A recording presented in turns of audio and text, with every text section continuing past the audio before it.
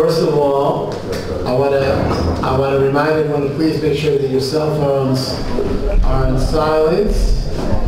Maybe I'll take rabbinic privilege to share with you my most embarrassing moment in Rabbanus.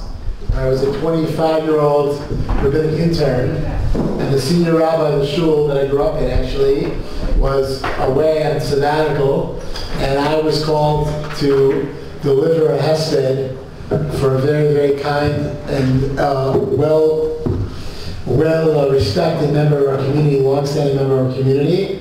And this is, again, so I was 25, so I won't say how many years ago, but a long time ago, Baruch Hashem, and it was when cell phones were first coming out, not smartphones, but cell phones.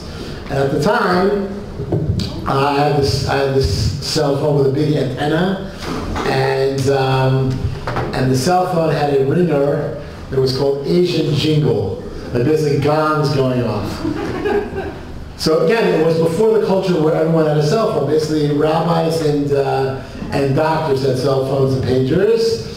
And so I had this cell phone, and I get up to deliver this heartfelt hesped. I spent hours with the family the night before to prepare. And all of a sudden I hear the Asian jingle, the gongs going off in my pocket. So ever since then, 25 plus years later, my cell phone, to my wife's chagrin, is always on silent and vibrate. And I just please remind everyone to please put your cell phone on silent. Hoshana Rabbah. Hoshana Rabbah, growing up as a kid, was a Yom Tov that really got overlooked. We all were excited to sit in the sukkah. We all were excited for Simchas Torah. But what was Hoshana Rabbah? And we know that Hoshana Rabbah is actually a very, very significant day. It is the day of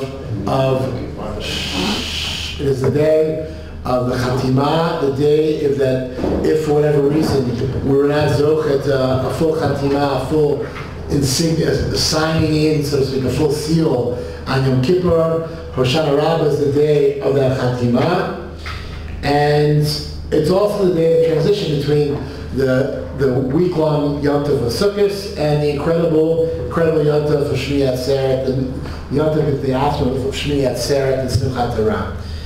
And I saw a beautiful idea in the Sefer Derech HaMelech. Derech HaMelech are the pre-war drashot, the pre-Shoah drashot of the Piaseczner Rebbe. Piaseczner Rebbe, of course, is famous for his Sefer Eish Kodesh, which were the drashot that he delivered during the 3 years that he was incarcerated in the Warsaw Ghetto. But his pre-war sermons, Derech HaMelech, are less well-known, even though they're no less magnificent. In Derech HaMelech, the Rebbe says something beautiful. He says, what is Simchas Torah all about? What is the Yom Tov of Simchas Torah all about? And he says, the clue to understanding Simchas Torah is to look at the name, Simchat Torah. The Simcha of that Yom Tov is the Simcha that belongs to the Torah.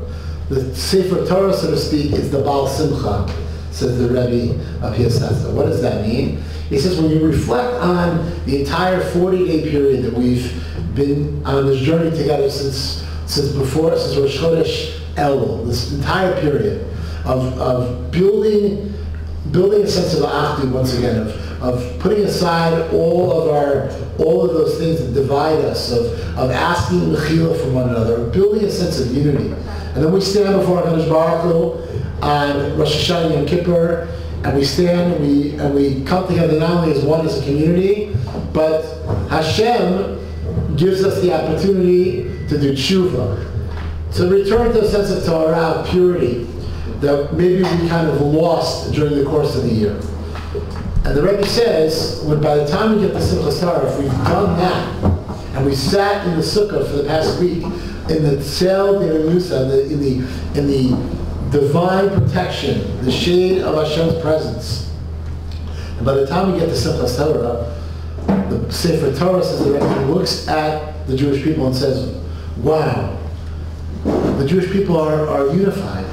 The Jewish people have rededicated themselves to HaKadosh Baruch Hu. Jews like this, seeing the Jewish people like this, says the Sefer Torah, causes me to feel unbridled simcha, unbridled joy. And therefore, the Sefer Torah, by the time we get to Simchas Torah, says the Derech HaMelech, says the Piaseczner Rebbe, the Sefer Torah is the Baal Simcha. And like any simcha, what happens? There's a bar mitzvah boy. What do you do with the bar mitzvah boy? Or a chas and kal, what do you do with them at their simcha? You lift them up on a chair in the middle of the circle, and you dance with them, and you rejoice with them. And so on Simchas Torah, if we've accomplished what we're meant to accomplish in these days of the Yamim Noraim and Chag HaSukkot, by the time we get to Simchas Torah, the Sefer Torah is the Baal Simcha, and we dance together with that Baal Simcha. I want to thank my dear friend, Mr. Ali Fox, for dedicating this special evening of learning in memory of her beloved husband, Moshe Yehuda Fox, Moshe Yehuda ben Rabbi Yamin V'chai Tzipar Zichron Livracha.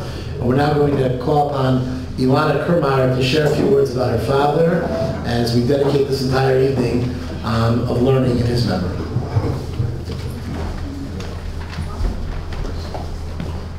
Well, I did with Simcha.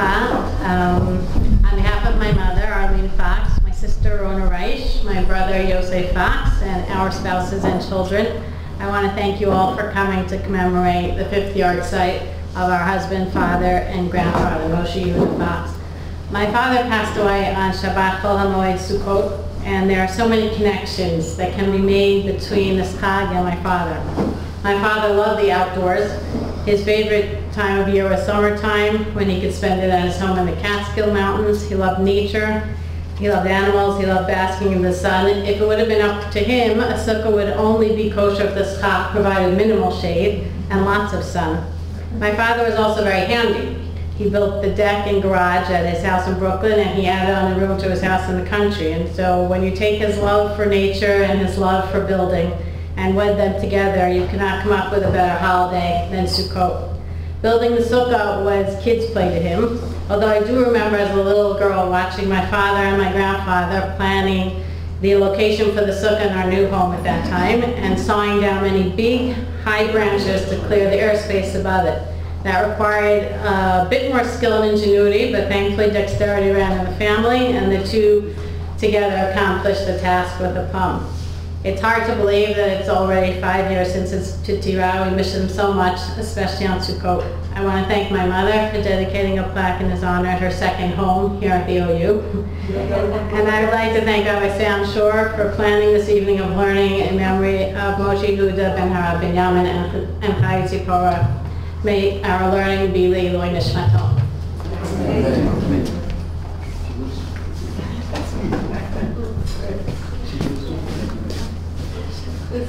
So just before I introduce Rabbi Yaakov Kermeyer, I want to just review the schedule for this evening. In just a few moments, we'll introduce Rabbi Kermeyer for the first year. And then after the first year, at around 9:45 or so, 9:40, 9:45, we'll take a break. Everyone will be invited downstairs. You can either go around the building or go through the building downstairs to join us in the sukkah for some refreshments. And then we'll come back up here around 10:15, 10:20 for the second year with Rabbi Eli Resh. Okay, it is a great zchut for me. We've been working on this for a while, Rabbi Yaakov and I, to have Rabbi Yaakov Kermeyer present the shir at the OU Israel Center. Rabbi Kermeyer, of course, was for many years the rabbi in New York's Fifth Avenue Synagogue. Before that, served as a rabbi in Hong Kong. And his topic this evening is one day or two, visiting Israel for Yom Tov. Rabbi Yaakov Kermeyer. Excuse me, Rabbi, sure, I just want to ask you, when can we go and see the plaque? During the break, okay? And I would also like to suggest those people who have just come in, you didn't hear the announcement, to please put your phones on silent. So if you haven't done that, you can do that now. Thank you.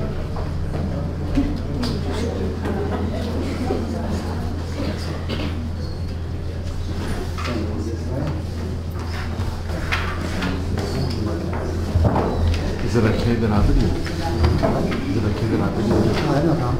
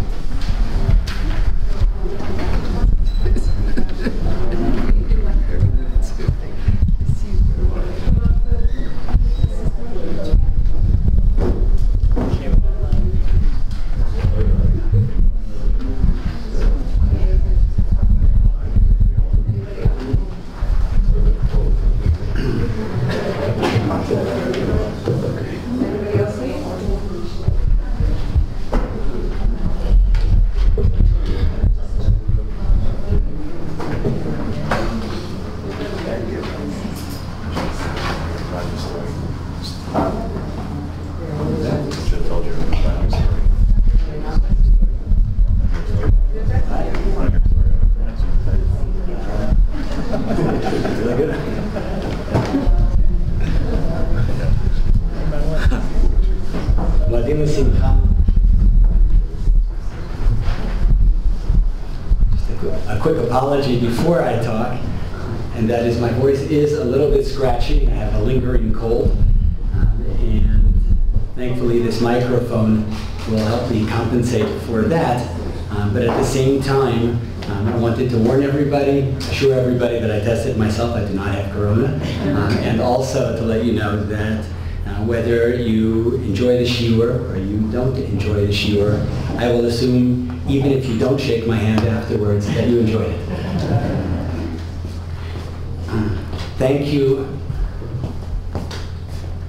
Rabbi Shor, for organizing this beautiful evening, and especially an evening that pays tribute to my beloved father-in-law, Moshe Yehuda ben Arav Binyamin Tzipora, Zichrono Livracha, who, as Ilana said, is very sorely missed, and particularly so on the Chag of Sukkot.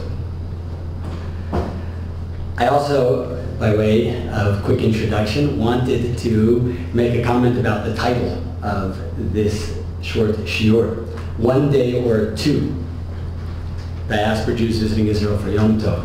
The truth is, I picked this title because I wanted it to be relatively short and to fit into the advertising that Rabbi Shor was planning for.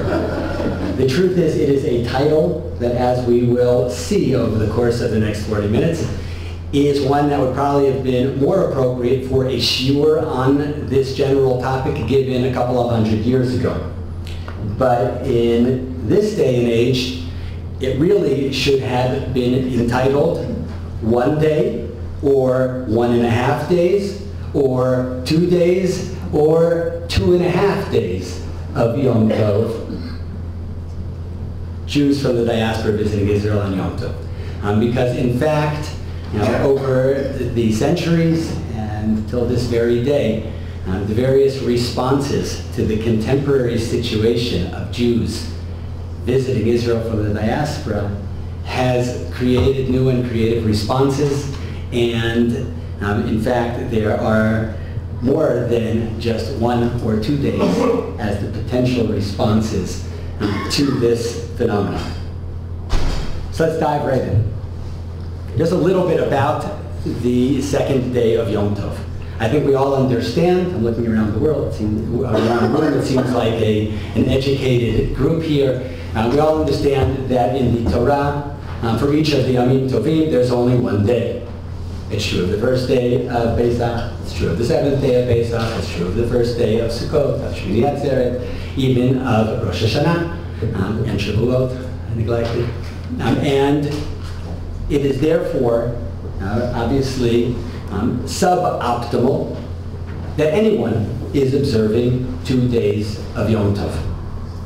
Initially, when the Chodesh, the month, was sanctified based on the testimony of witnesses, the day of Rosh Chodesh was declared in Yerushalayim, and word spread.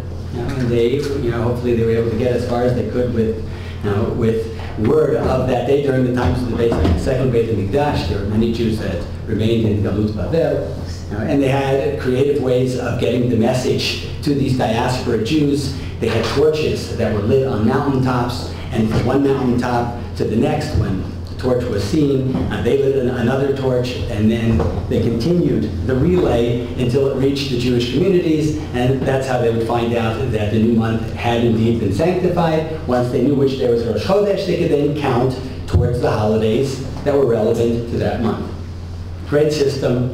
The Tutim, some sectarian group that felt very strongly that the rabbis had assumed for themselves authorities which the Torah did not grant them, and they were particularly against any authority of the Beit Din, and they, to our point here, did not think that the Beit Din was entrusted with matters of setting dates on the calendar.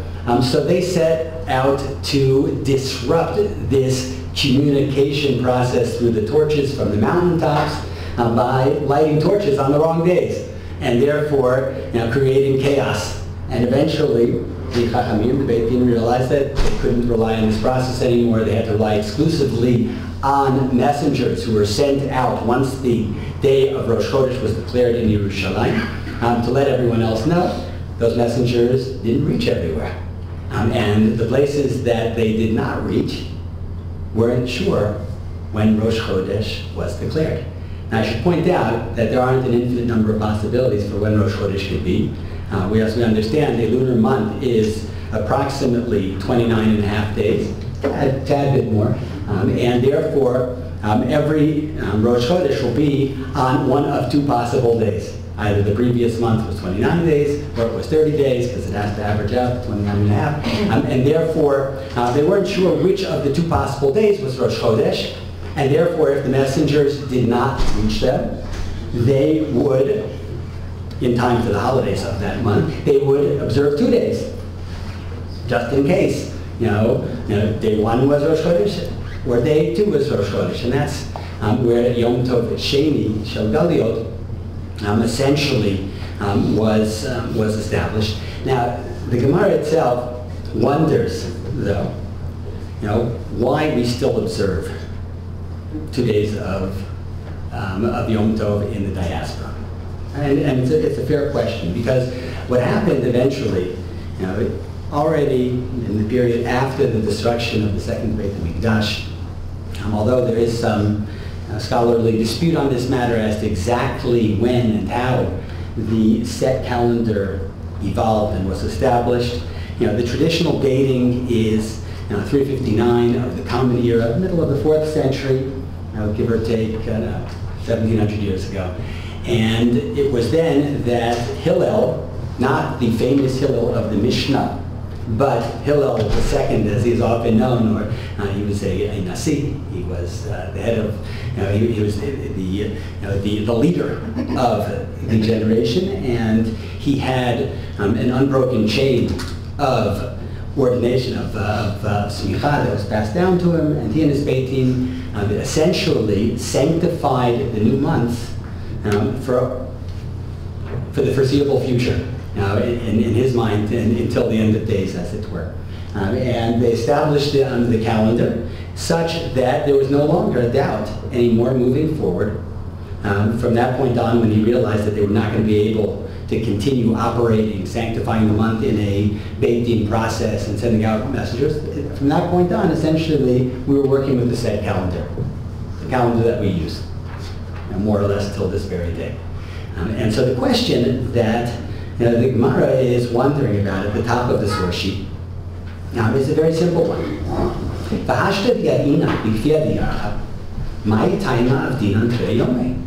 Well, now that we have a set calendar that tells us, for centuries to come, when Rosh Chodesh is, such that we definitely know when Yom Tov is in any given month, why would we keep a second day of Yom Tov in the diaspora? And the Gemara answers, because they sent us a warning from Israel, that although there is a fixed calendar and therefore there's no longer any uncertainty, there's no longer any safek as to which day we should observe Yom Tov. Be careful, said the sages from Israel, to observe the custom of your fathers, right? That we should keep minhag avotechem, we should keep the custom of your fathers that you received, because the government may issue decrees of persecution and the people will come to err in the observance of the festivals, right?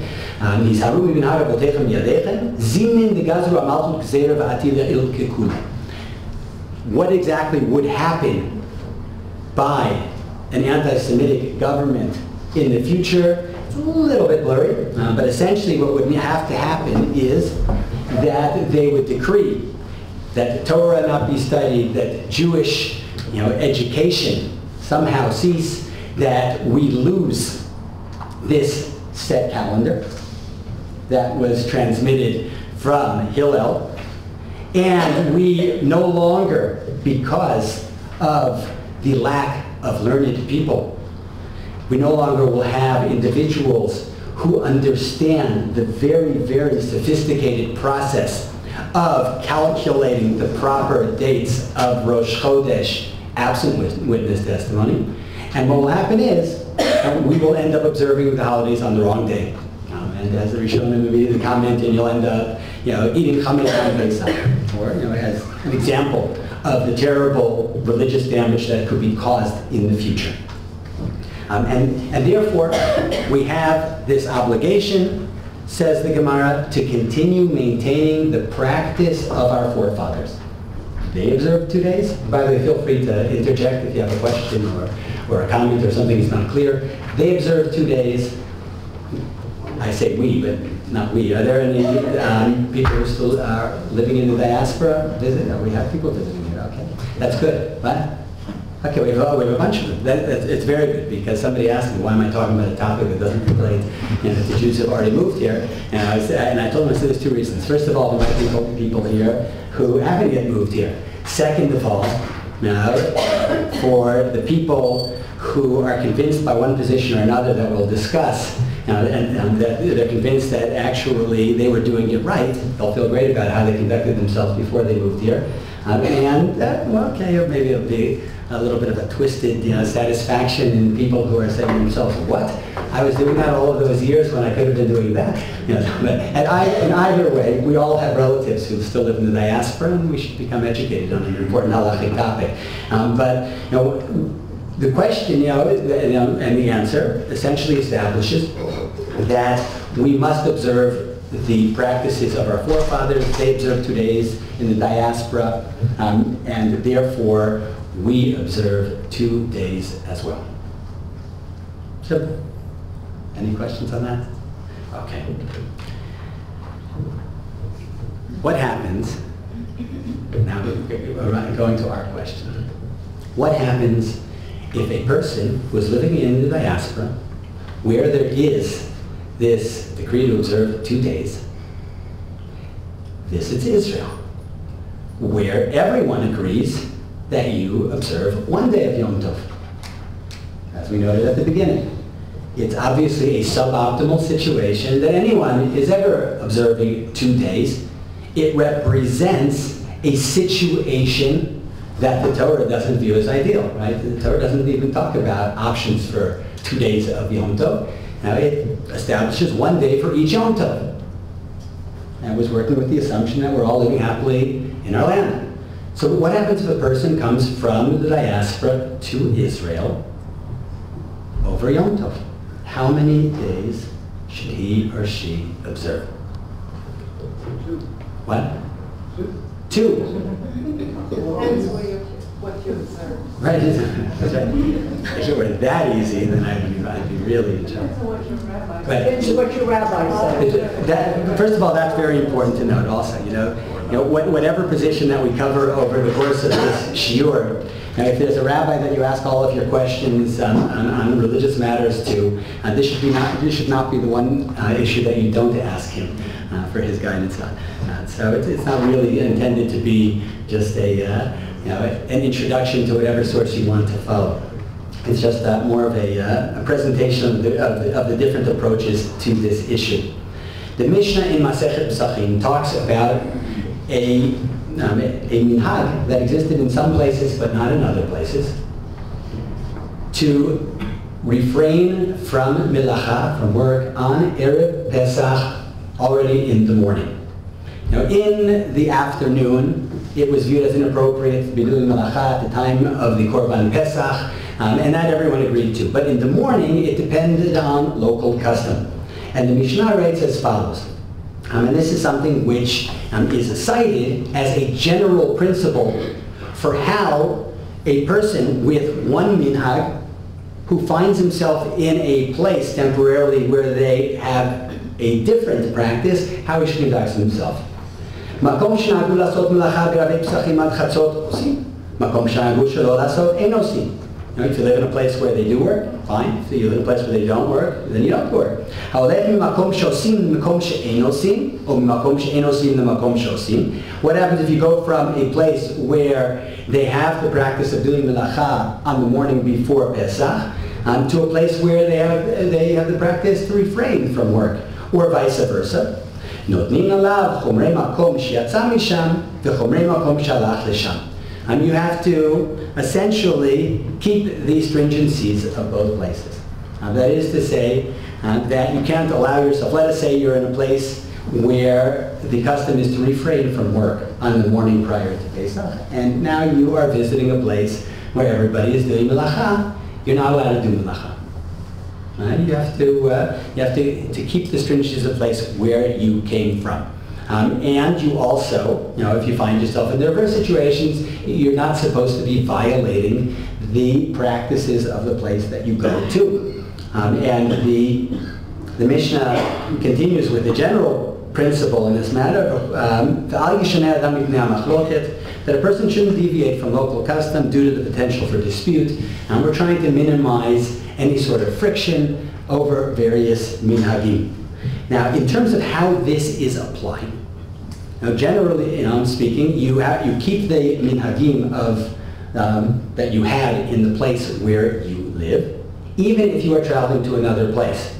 Now, in terms of what you have to refrain from in order not to disrupt the community where you are now visiting, that is subject, to a lot of debate and deliberation. It's fuzzy, as we'll see. That when it comes to, for instance, coming to Israel, where let's see who it was who mentioned that 2 days, right? Keep 2 days. The question, one of the questions that exists is, okay, if you keep 2 days in Israel, what are you allowed to do, and what are you forbidden to do?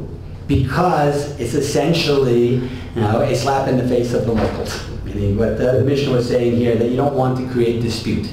And in general, we refrain from any sort of public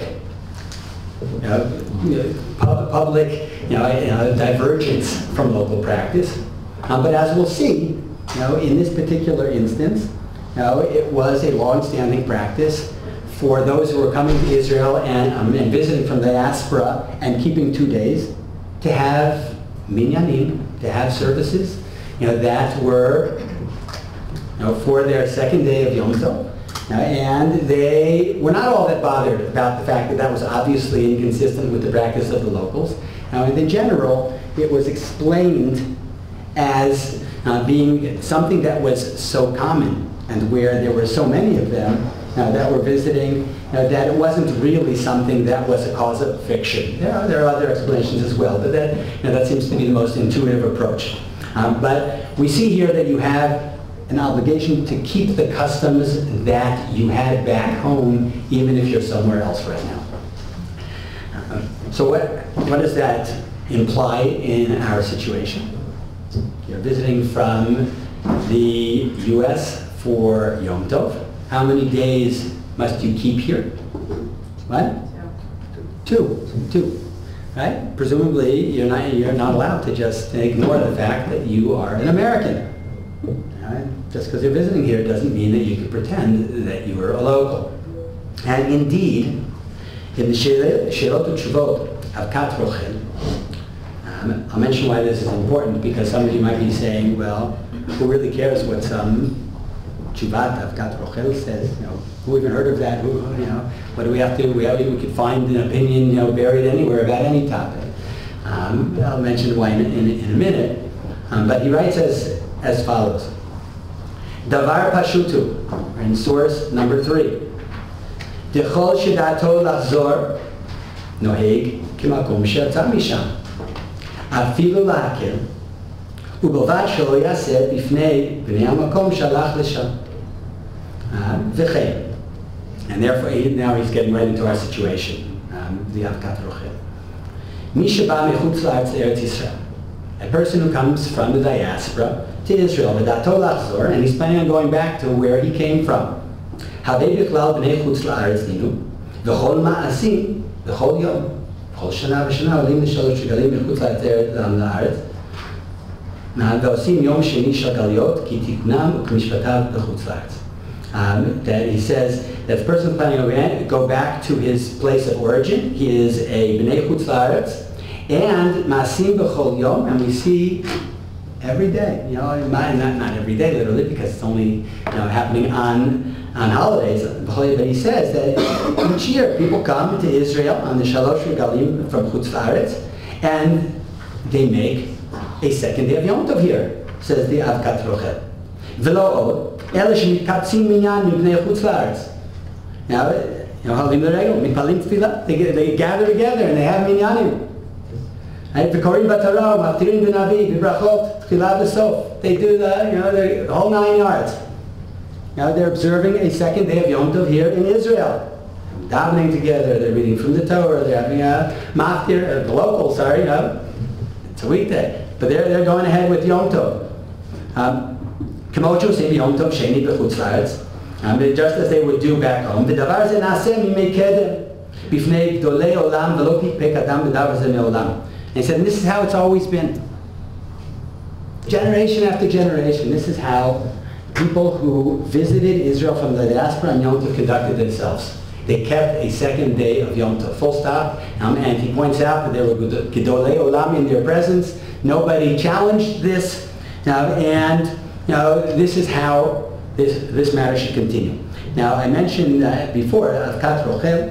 Avkat Rochel happens to be a work that was written by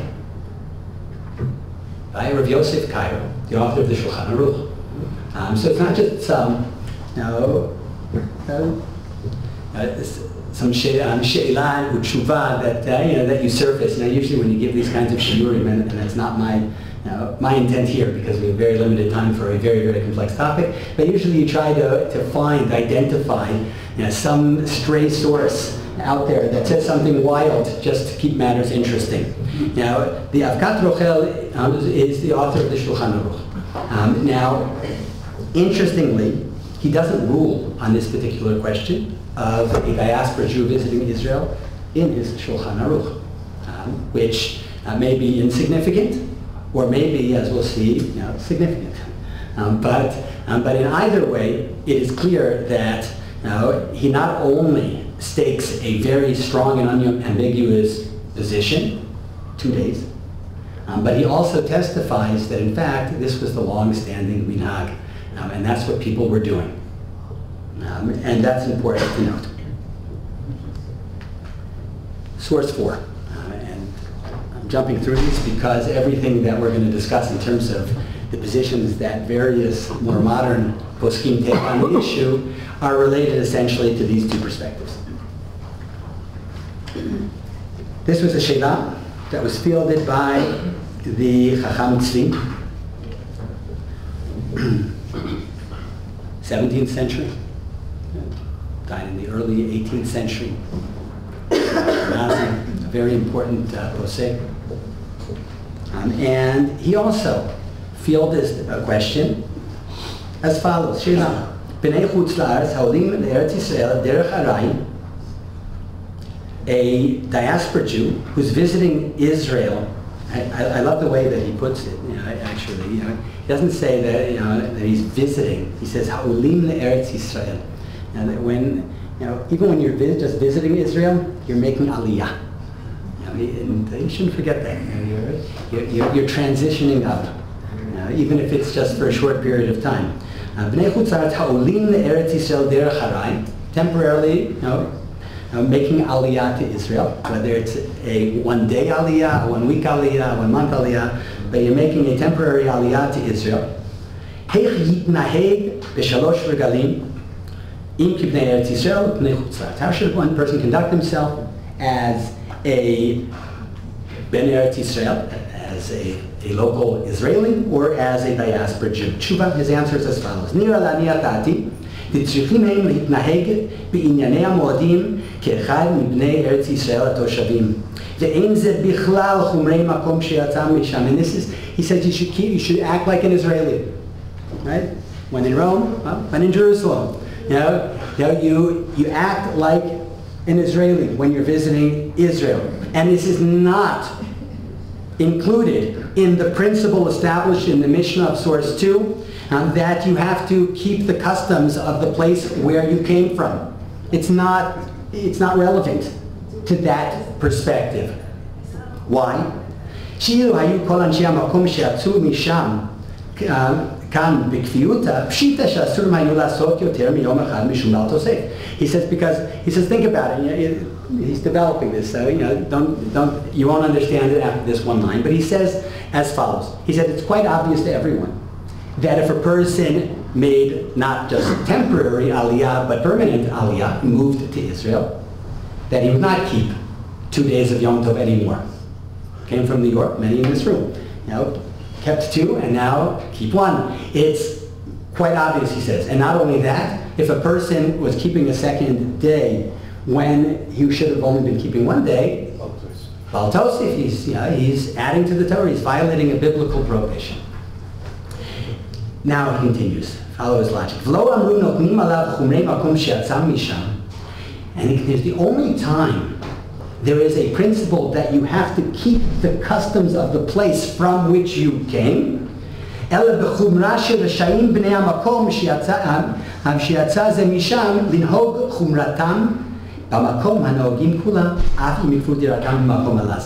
only time you have to keep the custom from your home place is when it is a custom that can travel anywhere, even on a permanent basis.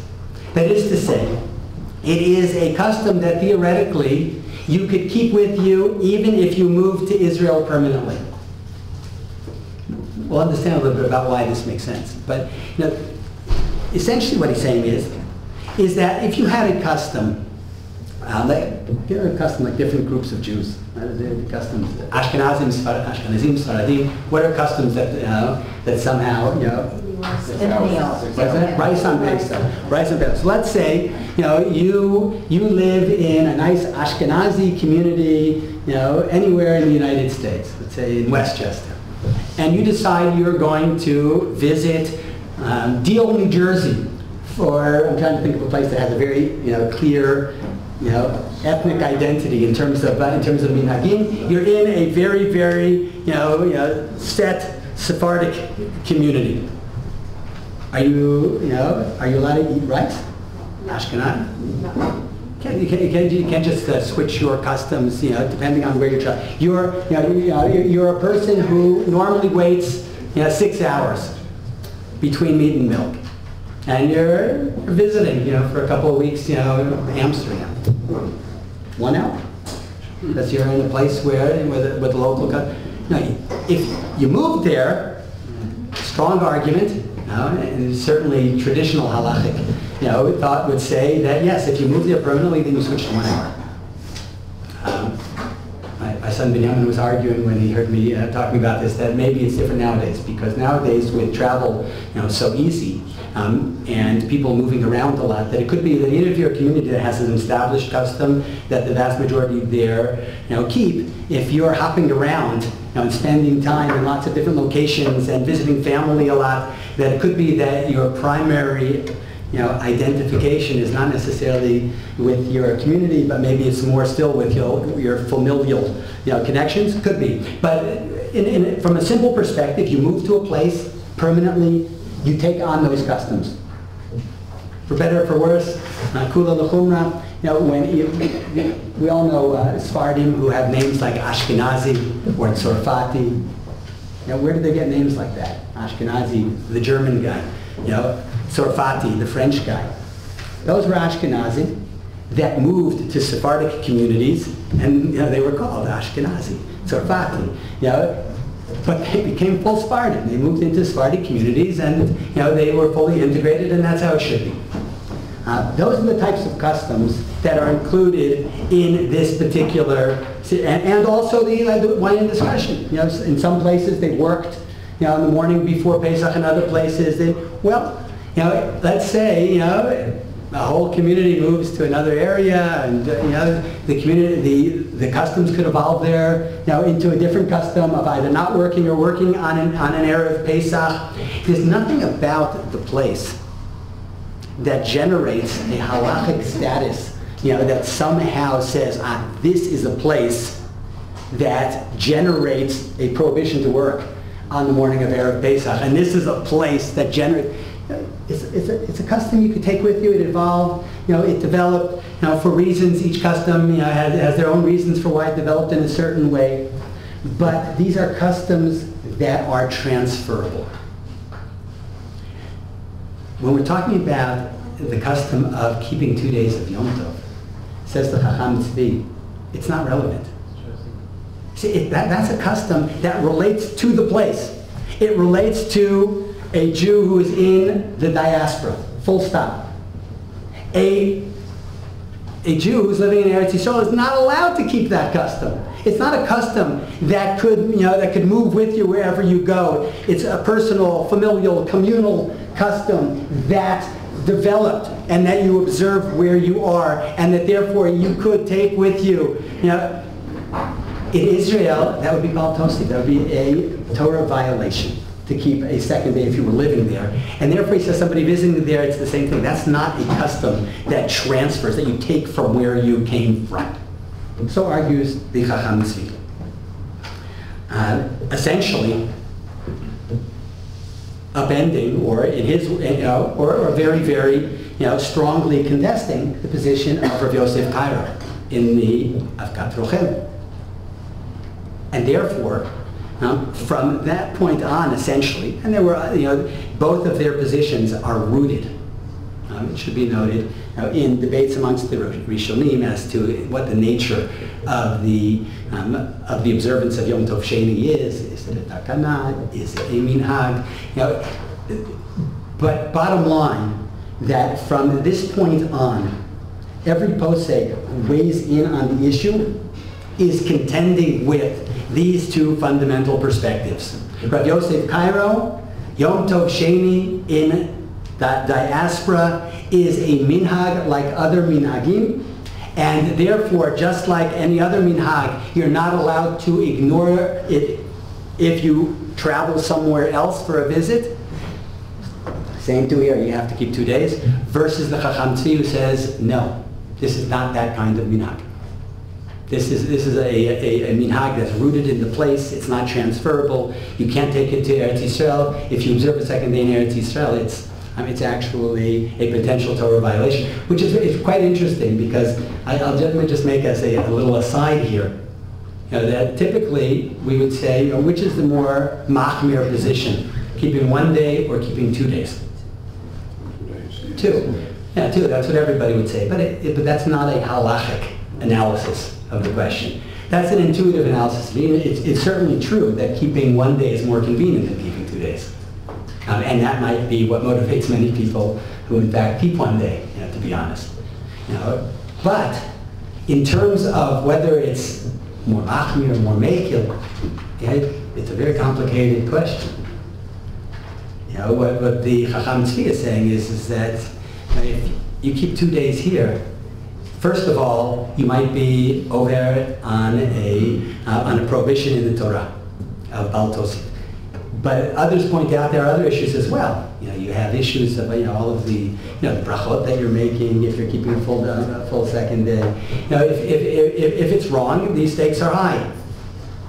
And again, there's the intuitive, which is more convenient assessment, machmir mekil. But from a halachic perspective, the stakes are high on both sides in terms of which position you take, and so it's more about deciding, which one is right, which, as I mentioned earlier, is rooted very much in how the posek that you follow guides you on this matter. Let's move forward, because we are running out of time. But I did want to make sure that it was clear in everybody's mind what the two broad perspectives are that really influence every discussion of this matter moving forward. I have here, and I wrote here, select positions. Meaning in each of these 4 possibilities, 1, 1.5, 2, 2.5 days of observance, there are many other rabbis who rule accordingly. And there are actually, quite a number of versions of 1.5 days that different people take. And so I realize I'm obviously oversimplifying. I picked these individuals for a reason. First of all, the I want to point out, just generally speaking, that anybody who says, and I'm sure you've heard people say, oh, I keep 1.5 days. Now, probably very few of you have heard people say they keep 2.5 days. But it's a little bit tongue-in-cheek anyways, but I'll explain in a moment. If you keep 1.5 days, what it means is that you view as the primary position on this matter, or the ruling position on this matter, that of the Chacham Tzvi. But really, you should only keep 1 day here. The extra half, additional chumrot, additional stringencies that you layer on, it's because you acknowledge the weight of the other position as well, and therefore, when it will not cause damage to the position that you're taking, the Chacham Tzvi of 1 day, you adopt those additional stringencies. If you have a position of 2.5, it essentially means that you feel that the dominant position is that of the Avikat Rochel, of Rav Yosef Karo. And you acknowledge, though, that the Chacham Tzvi is a person of great halachic weight, but also who brings to bear a compelling argument. And therefore, if it's not going to cause damage to your observance of the 2 days of Yom Tov, if there are additional things that you can do in order to, not in the direction of the Chacham Tzvi, we add those on as well. Now let's quickly discuss what we're talking about here. Who rules according to the Chacham Tzvi? Rav Chaim Soloveitchik, Rav Chaim Brisker, the grandfather of the Rav Yoshever Soloveitchik, is quoted as ruling halacha l'maaseh that you keep 1 day when you are visiting Israel, like the Chacham Tzvi. It's interesting. I saw him quote actually is I brought along some show and tell in case people want to see where this stuff is quoted afterwards. Now it's in Rishimot Shiurim, which is the published notes of a student of Rabbi Reichman, a student of Rav Soloveitchik, published his notes, and in there he writes that quoting Rav Soloveitchik, that his grandfather halacha l'maaseh said keep 1 day. Rav Kook is also quoted as such. There's again a little bit of fuzziness, with everybody. Whenever it comes to, it seems like Rav Kook and Rav Soloveitchik, there always seems to be like 20 opinions as to what they actually said. But in this particular case, Rav Neriah, I saw Rabbi Hershel Schachter quote Rav Kook in one of his articles on this matter, as claiming that he was one that felt 1 day. 1 day, the Chacham Tzvi. The Shulchan Aruch Harav. Shulchan Aruch Harav is the defining halachic guide for who? Chabad Chasidim. And the Shulchan Aruch Harav rules for different reasons than Rav Chaim Brisker. Rav Chaim Brisker was more of a Lumdish approach to the sugya, and the Shulchan Aruch Harav incorporates some Kabbalistic notions as well. But at the end of the day, he concludes that you follow the position of the Chacham Tzvi. You keep 1 day. Does that mean, therefore, that all Chabad Hasidim nowadays, when they are visiting Israel from the diaspora, keep 1 day? The answer is no.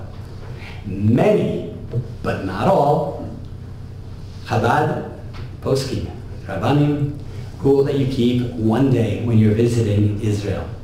But there are some who say not, and there seems to be some fuzziness as to what the most recent Rebbe, Zichrono Livracha, guided people on it, and it seems like he may have guided people, and it could be dependent on the circumstances in different ways, and therefore there isn't absolute clarity, which is an abnormality within the Chabad community. Generally speaking, in my experience, unlike many other communities, there is usually a very clear sense of what their minhagim are, what the rulings of the Rebbe Zichrono Livracha were, and therefore what they should be doing in every common situation. And this is obviously a very common situation. It's happening all the time. But again, so many, and likely a majority of Chabad Rabbanim will tell people to keep only 1 day when they are visiting Israel. 1.5 days. Rosh Shmuel Salant, of Yerushalayim, over 2 centuries ago.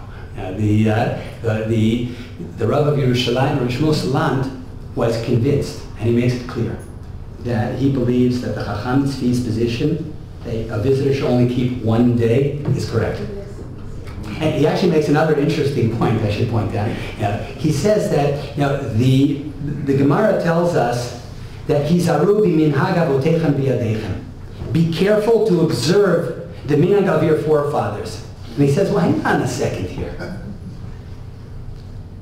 If you were living in a diaspora, or your forefathers were living in a diaspora, 1,000 years ago, and they visited Israel, what would they have done? Kept 1 day or 2 days? Actually, bad example. I meant if they were visiting 2,000 years ago. 1 day. 2,000 years ago, right? The Beit HaMikdash is still standing. 1 day. There's a broad consensus that somebody who went to when the Mikdash was still standing, right? Mikdash was still standing, and everybody knew, and you're in Israel, and everybody's celebrating 1 day of Yom Tov because they knew when Rosh Chodesh was declared. They counted 15 days. Boom! They knew when to start Yom Tov. If you were visiting, there was no safek. They weren't keeping it because of minhag avotenu. Avotenu, go way back. What was their minhag? They kept 1 day when they were visiting Israel. They pointed up and said, yeah, even if it applies here, to this type of minhag. The minhag of avotenu was to observe 1 day when they were visiting Israel. If you go far enough back. And so, in principle, he rules 1 day. However, in acknowledgement of other Rabbanim who were living there at the time, including one of his Rebbeim, and in acknowledging the fact that Rav Yosef Cairo, right, not only the great author of the Shulchan Aruch, but a local Israeli posek, felt strongly about the issue. He felt that on the second day you should avoid doing melacha. Which, broadly speaking, there are lots of other details of what 1.5 could mean, which is broadly speaking what 1.5 means. And we see here also Rav Yoshe Ber Soloveitchik was also of the opinion 1.5 days that you avoid doing malacha on the second day. Some of his Talmidim have staked out a similar position. I believe Rav Rosenzweig, both mine and Rav Reich's Rebbe, I believe is an advocate of 1.5. Rav Lichtenstein was an advocate of 1.5. There are lots of details as to what that means when you're keeping 1.5. What you do, like it certainly means you're putting on tefillin. But at a minimum, it means that you're refraining from milacha, and that's the most important aspect of the nod of these poskim towards the the stature of Rav Cairo, Rav Yosef Cairo, but also I should point out it is an acknowledgement of what Rav Yosef Cairo himself states unambiguously, and that is that the long-standing, multi-generational practice in Eretz Yisrael was that visitors from the diaspora kept 2 days. And so you're acknowledging the weight of the individual and the testimony that he brings to bear. 2 days. Who says 2 days? Here, I mean, the list could have gone on for quite a while because, for most of history, even modern history, growing up myself, I think it was pretty rare. I don't remember hearing of people keeping 1 day when they visited Israel. Maybe there was some. I don't know. Do you remember growing up when we were kids? I don't remember. A day and a half was the Chiddush when we came. Right. That was already a Chiddush. And wow, that's that seemed radical at the time. But I don't remember. Those were for students who came for a year. That's right. When we were here. So that's Right. But with visitor, that did exist, but for visitors. So 1.5. Right? 1.5 existed already from the times of Rabbi Shmuel Salant, obviously, and obviously within the modern Orthodox community, the fact that that the Rav and that Rav Aaron Lichtenstein and that others of his Talmidim adopted it, not all of it. Some of his Talmidim, very significant Talmidim, rejected that psak. But that allowed 1.5 to take hold on some level. But one day I don't remember hearing of people observing. And so 2 days was the standard. Yeah, it's in the Mishnah Berurah, Rav Moshe Feinstein, Rav Shlomo Zalman Auerbach, Rav Eliezer Melamed, who we'll discuss in a moment. For those who are new to Israel or don't live in Israel and might not be familiar with the Pedinei Halacha, also one of my show and tells, I always tell people that Rav Eliezer Melamed is easily, certainly within the Dati Leumi, the religious Zionist, so-called modern Orthodox community of Israel, one of, if not the most influential posek, for a number of reasons. First of all, he has a huge set of Svarim on halacha. I don't know if it's already up to 15, 20 volumes on every area of halacha.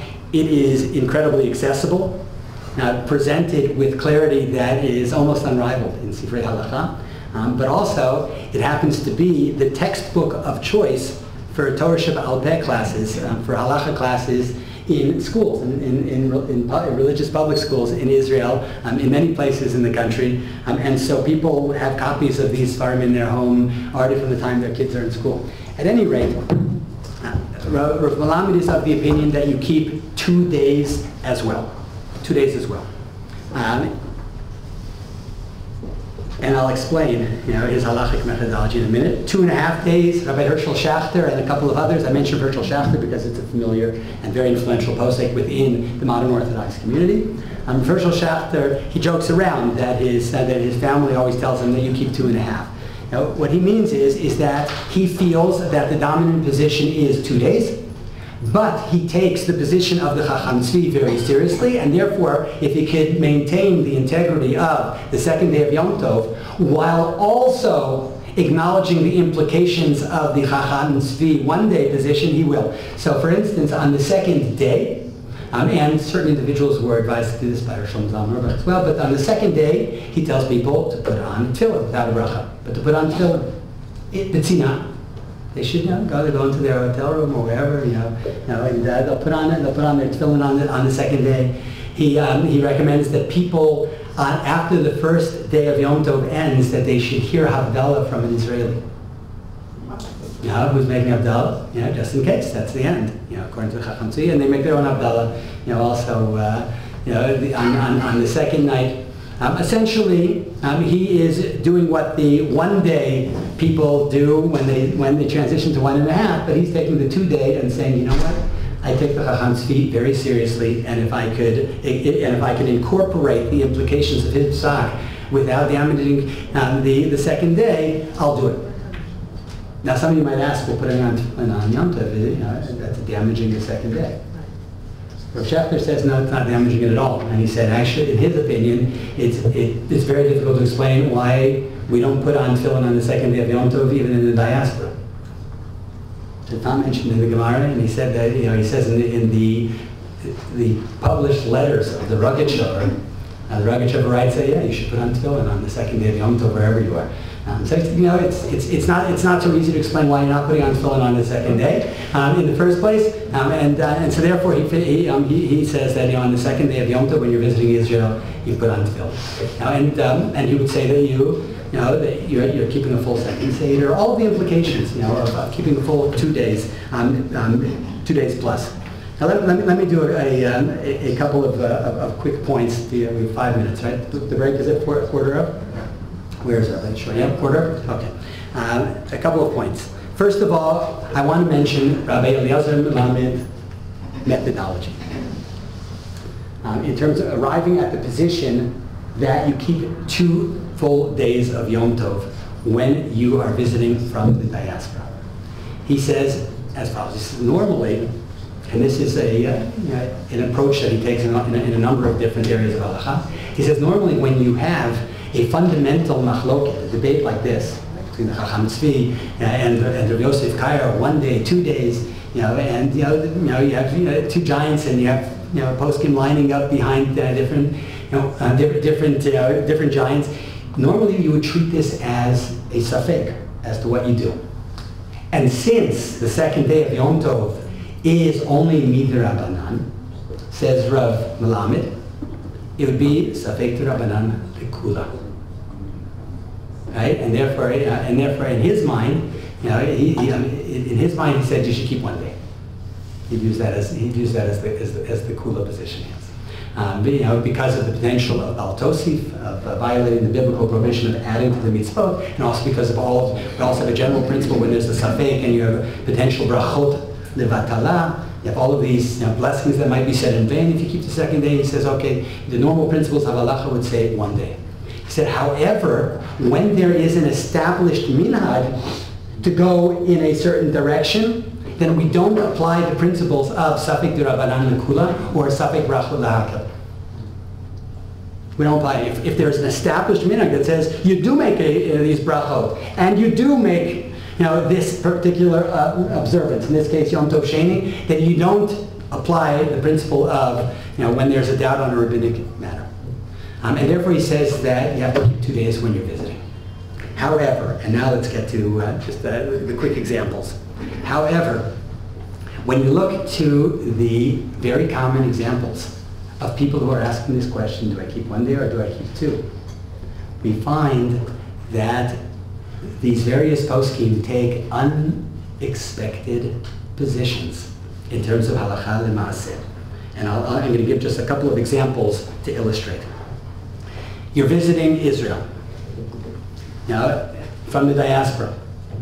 You're enjoying yourself here, but you have some special circumstances. See, I'll mention first Rav Melamed's position. Rav Melamed, because he holds that he actually finds the position of the Chacham Tzvi very logical, but you have minhagim, you have his halach methodology.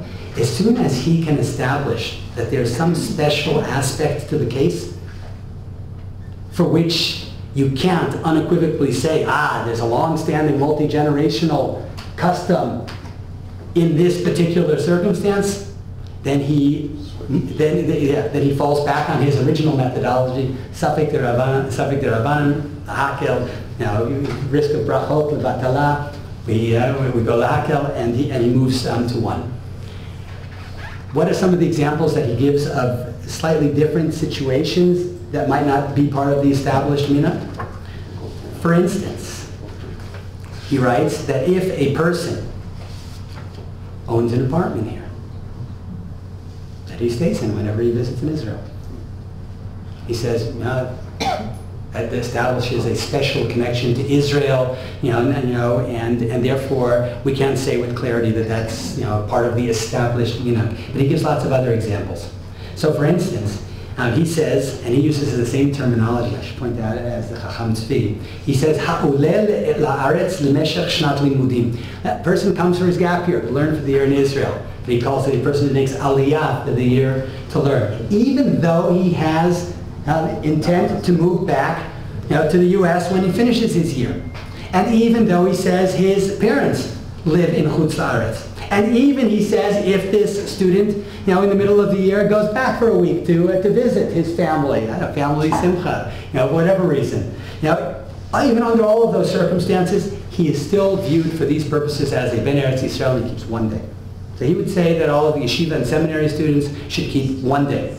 Again, not as we are well aware, from what the rebbeim of our children in these various yeshivas have told the children. Not everybody agrees with that. He also says, that if a person has plans to make aliyah eventually,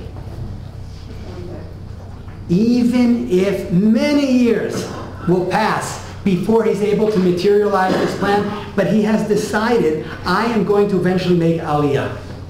My parents are here. I grew up, hearing all of the time that, that as soon as my father was going to retire, they were going to start looking for their place, and actually they started looking for their place over decades. They drove all the real estate agents in Israel crazy, but they were going to make their plans. They wanted to live in Yerushalayim. It was always a dream, but not just a dream. It was a plan.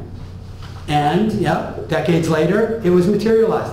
I have a cousin who's moving to Israel in just a couple of weeks. I remember when they got married, that they said, that they were going to, to make, they were making Aliyah no matter what. And it didn't matter what job each of them were going to have to take when they got here, they were going to make Aliyah. Now, 3 decades later, 10 children later, a few grandchildren later, a bunch of those children having already moved to Israel, they are making Aliyah. According to Rav Melamed, if a person has set in their head that when the opportunity arises, and it might take years, but I'm going to get this done, plan to make Aliyah, then even from year 1, he keeps 1 day when he's here. So you're right. If a person has parents or children living in Israel, parents or children, either direction, generationally, he says that that would be enough to establish a family connection here that would not be part of this set minhag. And he gives other examples, but it actually covers many many situations of people who are visiting here. He still says that if none of these apply, you're just a regular visitor, you don't have an apartment here, you don't have children or parents here, you don't have a plan to make Aliyah. In the future, you still have to keep 2 days, he says. That's the established minhag. But if any one of these, or any one of these circumstances, including studying for a year in Israel, don't apply, then if any one of these circumstances apply to you, then you keep 1 day. A couple of other quick ones. Rosh Shlomo Zalman Auerbach, and he's often cited, and many people I'm familiar with who follow this, says that if you come to Eretz Yisrael for all Shalosh Regalim, then you are considered to be a Ben Eretz Yisrael for these purposes, and you keep only 1 day. Now, Rosh Shlomo Zalman Auerbach, again, he was working with the perspective that the baseline is 2 days, but under these circumstances, he felt that you could rely on and adopt the position of the Chacham Tzvi. I should also point out Rabbi Herschel Schachter is of the opinion, and there also I don't know what happened to my other. He has 2 things he pointed. He talks about how he rules that you keep 2 days, and on the handful of times that he came to Israel, he kept 2 days for when he was here for Yom Tov. But he writes that he had 2 questions that were sent to him. One by a student who was studying in Columbia University. She had just come back from her year studying in seminary. Her rebbeim in seminary, to whom she asked her halakhic questions, had told her that when she visits Israel, she has to keep 2 days. She was now coming back for a visit for Yom Tov with her family, and the members of her family were all keeping 1 day. And they were keeping 1 day based on the ruling they got from the rabbi, a local rabbi that they asked all their questions to, who told them that you keep 1 day. And she wanted to know what she should do. Amazingly, even though he feels that that you keep 2 days in general, he said that you shouldn't be dividing the family up into different groups. You should be keeping, you shouldn't be creating the impression of two Torahs or creating strife. There are lots of different motifs, but he essentially says that she should, on this visit, keep 1 day, like the rest of her family. If she comes back again by herself, she should keep 2. The second question that he had was from a rabbi, and this is when we. I'll cut to the chase with him. I'm sorry, I'm a little over. And that is, a rabbi told him that he was leading a congregational trip for Pesach to Israel. And the rabbi said, Rabbi Schachter, I got to tell you, no matter what I tell this group of people, the majority of them have already decided that they're going to be keeping 1 day. I say, no, I have to admit, I don't have that kind of influence within my community. They've all read, that there is a shita out there that says that you need only keep 1, and they're already fixed. He said, but the minority of people who are coming along, who are still open, to hearing what I tell them to do, should I tell them to keep 2, or should I tell them to keep 1? And Rav Schachter, again, though he normally says you keep 2, in this situation, he said 1.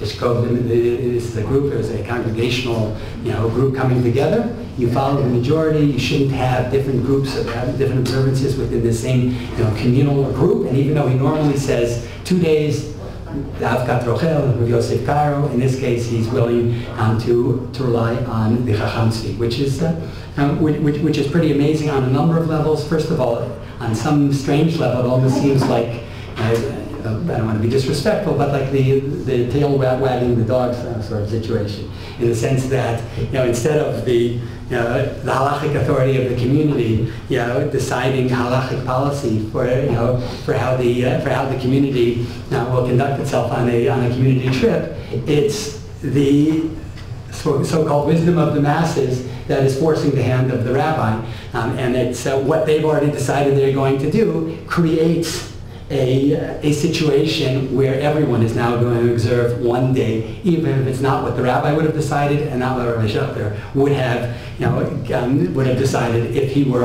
asked the question, in advance. But it's quite interesting, and it has implications, I think, for the future, because as Rabbi Schechter acknowledges, and many poskim acknowledge,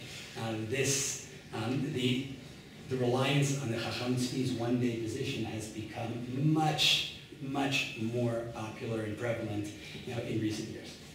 Again, because as we all noted, when we were younger, it was almost unheard of, and now it's actually quite common. I'll conclude with there's a lot more to say about this. I'll mention in terms of the yeshiva issue. We already mentioned Rav Melamed, obviously many poskim, Moshe Feinstein among them, were of the opinion that under most circumstances, that Talmidei Yeshiva, they're here for the year, they plan to go back, especially if they still rely on the financial support of their parents. They should keep 2 days when they're here. Others disagreed. Rav Yosef, you have Rav Melamed, we saw, said that you should only keep one. I'll conclude with one little ruling that was of Rav Mordechai Eliyahu, Zichrono Livracha, the late former chief rabbi of Israel, very influential, not only Sephardi posek, but very influential in the Dati Leumi world, even in Ashkenazi communities in Israel. He was asked by a yeshiva student who was here for the year and who was planning on going back, whether or not he should keep 1 or 2 days. And he told the student he should keep 1 day of Yom Tov.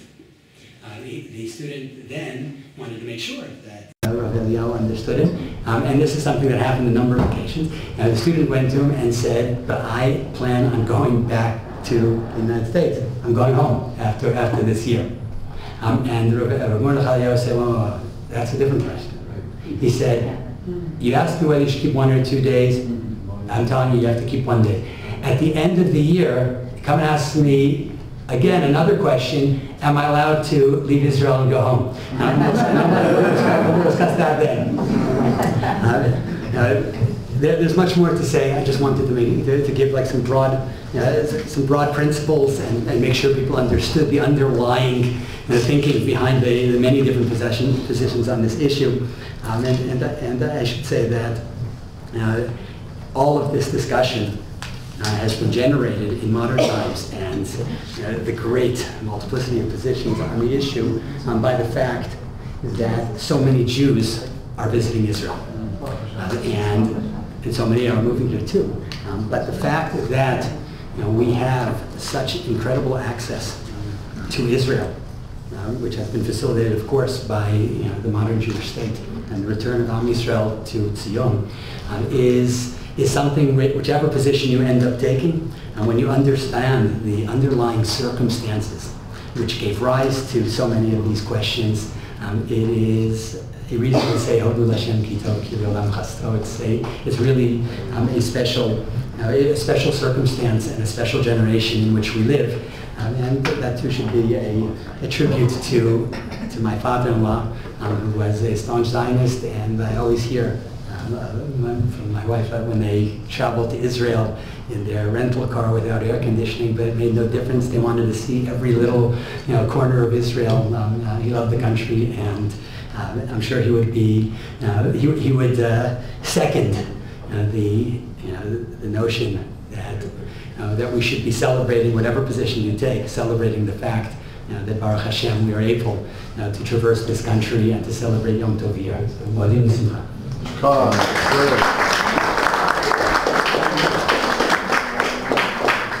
Everyone is invited downstairs to the sukkah for refreshments. We'll convene back here in 20 minutes at 10:15.